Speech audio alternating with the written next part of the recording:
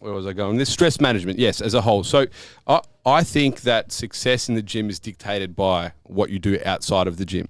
And it's becoming more in vogue to practice mindfulness, journal, do what you're doing outside of the gym, not correct yourself, but work on yourself outside of the gym.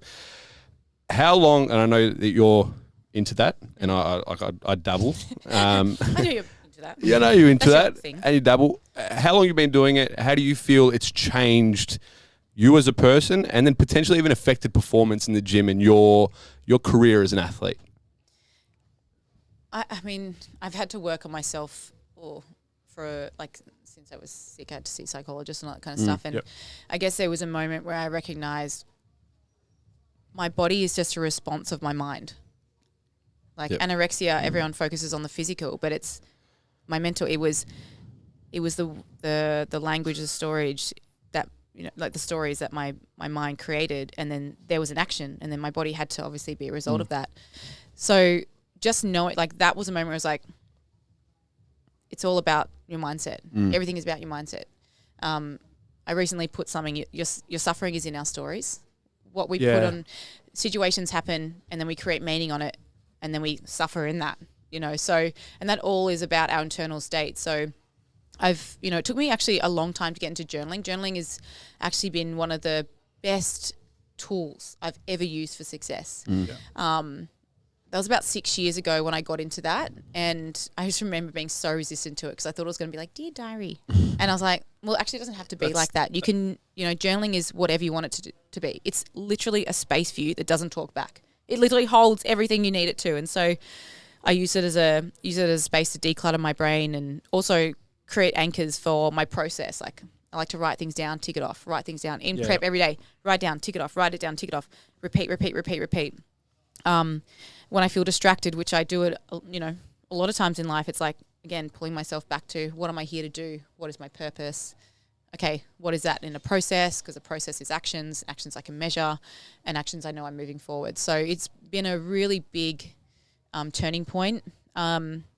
Mindfulness, I mean, I've actually been working with a neuropsych, and one of my best friends is, I can't remember the course he's done, but he's incredible at meditations, and I'm really lucky to work with these people because they just help me be so expansive, and they help me learn about myself. And something that I've come to learn over the years is that while we are this human being, we're made up of all these different parts, and we create parts of ourselves from different situations in our life.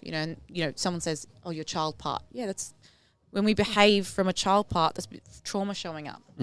And so what's been really helpful is that over the years, I've come to what I like to call radically accept myself. All the parts of me that are difficult, that I don't quite understand, that I want to change, that it's actually okay. Like I don't have to be perfect to love myself. I don't have to be, this high standard, which I can't live up to. Like it's just, these things that talk about perfection. This perfection is not reality.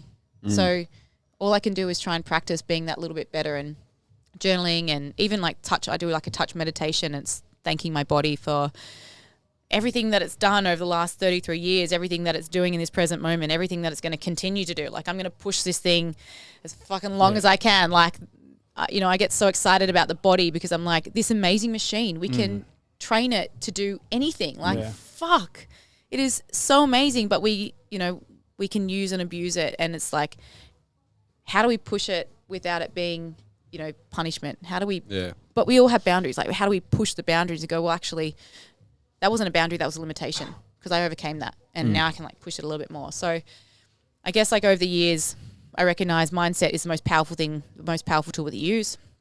Journaling is a way of controlling the mind, or I guess using it.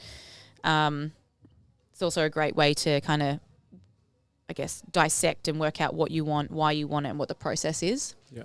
And then just practices of gratitude and being thankful for this body. And, I am really grateful because that time in my life when I was, 16, 17, 18, 19, suffering from,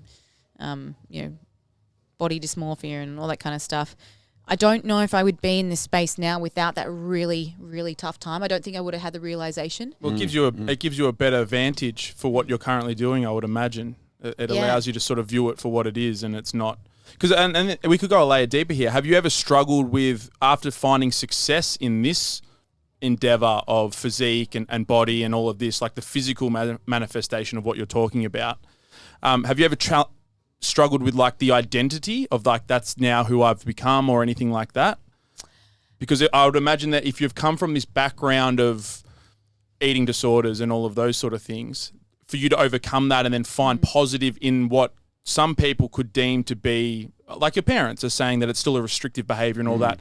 Has that ever been a challenge for you after the success? Like since 2016 or through those moments?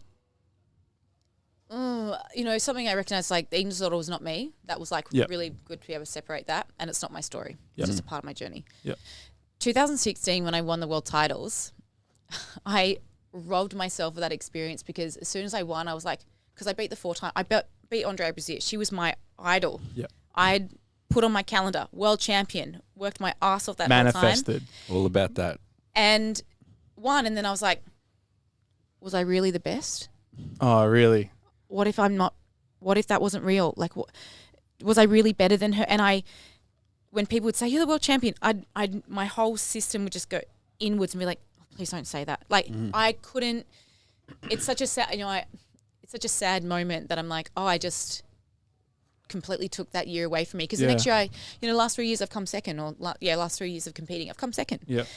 Funny enough, don't have the title. Now I'm like, I'm a world champion. And you feel better, I had to. It exposed to me there was still some weak links in my mindset, So that's why I'm like, when I win again, oh my God, I feel like I'm just going to cry and just be like, it's here. Like you've worked so hard in those years. Here's your actual moment. Here's my moment. And, that was just a lesson I had to learn. That's all I can take from that. And whether it's my identity, like when COVID hit and I couldn't compete, what that exposed to me was that I actually didn't need a competition to do what I was doing, to train like an animal, to eat the way I did, to track my progress, to love myself. I was just like, oh, I can actually just train without pressure now. I can be an absolute animal. Well, Will Crozier, we love him, and he holds you in very high regard. He says you are the hardest worker. Oh, what a legend. Thank you. And Mickey said when she comes in, she's like, I've got to keep up with Hattie. I've got to do it. So we had such a good training session. I've got to come back in.